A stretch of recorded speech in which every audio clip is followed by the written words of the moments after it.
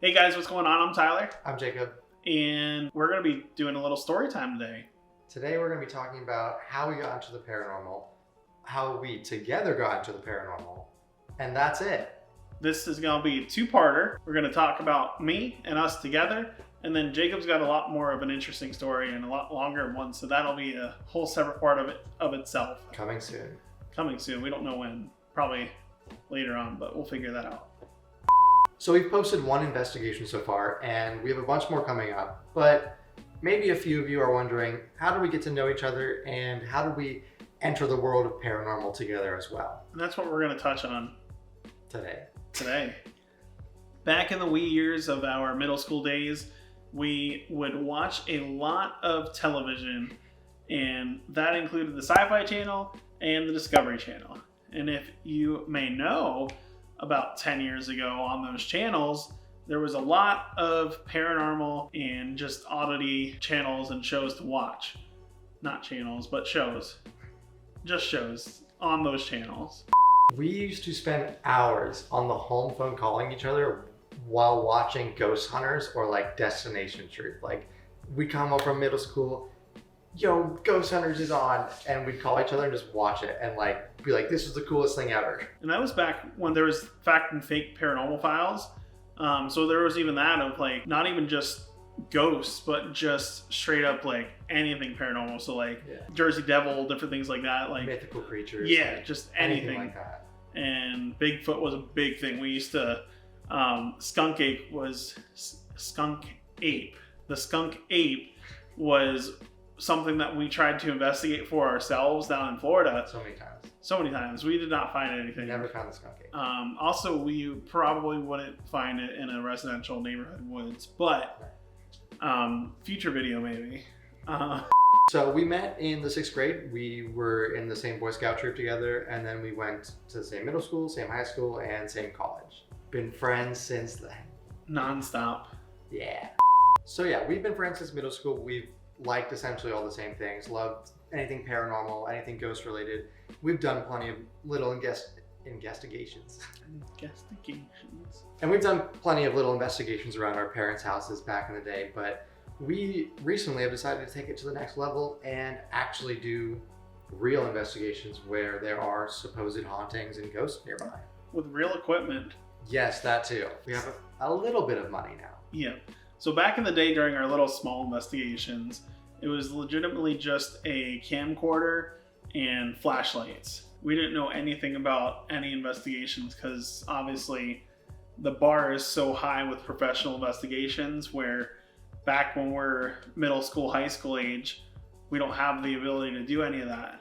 So we just wanted to get EVPs. That's what anything we were trying to get was just EVP and possibly shadows, and never got anything. Weird experiences, but nothing like that. Yeah, so there was one investigation that we did one night where we wanted to find the skunk ape in the woods of Jacob's parents' backyard.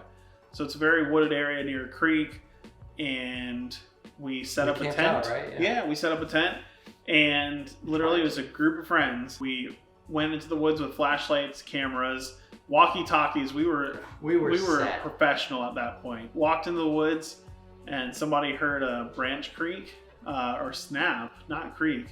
The branch snapped, and so did his courage, and we all went inside.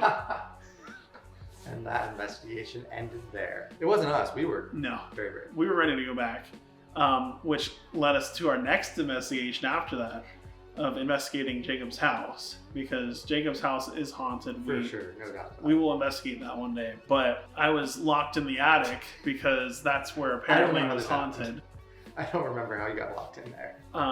So we thought it was a good idea to self-isolate as 15-year-olds, and I got locked in the attic with the lights off, and then the camera. It was night vision at least, so I could see through the camera. It's probably like 100 degrees in that attic. It was really hot. We live in Florida, so not great. We didn't find anything that night. No, so, just heat stroke. Yeah, just a crippling fear now of attics. So my interest for the paranormal started out when I was a little bit younger, probably elementary school age, and I was sleeping one night in my bedroom, and as you do. as you do. Normally you don't want to sleep outside, but that night I was in my bedroom. So the layout of my room growing up was, I'll put a graphic up on the screen, was just a twin bed wedged into a corner of a room with a rocking chair to the left of it, and then the foot of the bed faced towards my two entrances, one to the bathroom and then one to the foyer, or foyer for Americans. This night, I was sleeping in my bed that was cornered with my foot of the bed facing towards said doors, and my bathroom door was closed. So I had a lamp in the room in between the rocking chair and my bed. And Pause. Why do you have a rocking chair in your room? well, my parents had the rocking chair growing up and decided that my room needed the rocking chair. It was like your little gift. Yes. So it was, to my knowledge, it was gifted from my grandparents and then was given to us to use in the nursery. And then when I was, my brother was younger, no longer needed it, so they put it in my room for decor. Wonderful. Yeah. So we are now sleeping with a lamp next to my bed that is off, and obviously the window's right next to us, so we're getting some of the moonlight, whatever street lights coming through is shining through my room and onto my bathroom door, which is the easiest to see. So rocking chair to the left of me is a shadow casted on said bathroom door and is rocking with a figure sitting in the chair, back and forth, That's so creepy. just back and forth. No like change in pace, just constant speed. So you can see a silhouette of a person? Or Yeah. what is it? So like I see just this. It was just like a figure. I couldn't even figure out if it was a man or a woman. It literally was just the form of somebody sitting in that chair and rocking. That's terrifying. So me, being the elementary schooler at this time, covered my head up with the blanket, and I sat there for a couple seconds until I mustered up the courage to see if it was still there. So I pull the covers down and look over to my left where nobody's sitting in my chair, and the chair is completely still. And then I look across to my bathroom, and the silhouette and shadow is completely gone. You can't even see the rocking chair in it. That's crazy. So that scarred me for the rest of my life. Up until I moved out of my parents' house, that bathroom door was never shut. That is very creepy. And Yeah. as like an elementary schooler, you hate to see it. Exactly. Like, you gotta save them kids, and I was one of them. The reason I think I was so scared of that instance was because before that, I had a instance that I couldn't ever prove, and I never could get confirmation, but I remember waking up one night while I'm sleeping. I remember somebody rubbing my back, like just like sitting there rubbing my back. I thought it was my mom. So I go back to sleep and I wake up in the morning. I was like, why were you in my room last night? I thought you had work, or I don't remember what the conversation was, but one thing led to another, and I asked my parents if they were in my room, to which they both stated they were not in my room. That's awful. Yes. And to this day, I get creepy feelings in the house, but nothing like nothing aggressive. It's never been anything aggressive. Well, clearly they were rubbing your back. They were trying to help you get to sleep. Exactly. They knew that I was in a reduced state of sleep, so they just wanted to deepen that. So I mean, that's nice. Yeah, I respect it. It's very... I want to know like the history of that rocking chair before my parents got it from my because it's like grandparents. you had someone rubbing your back and then someone just like rocking the rocking chair. Yeah. It seems like they were like relatively friendly and they just wanted to like help you sleep. Exactly. So it could be one of my great grandparents, who knows? But my last and final experience in the house that I remember was the night that my grandmother had passed, and this is 10 years ago or so. So obviously smoke detectors go off all the time.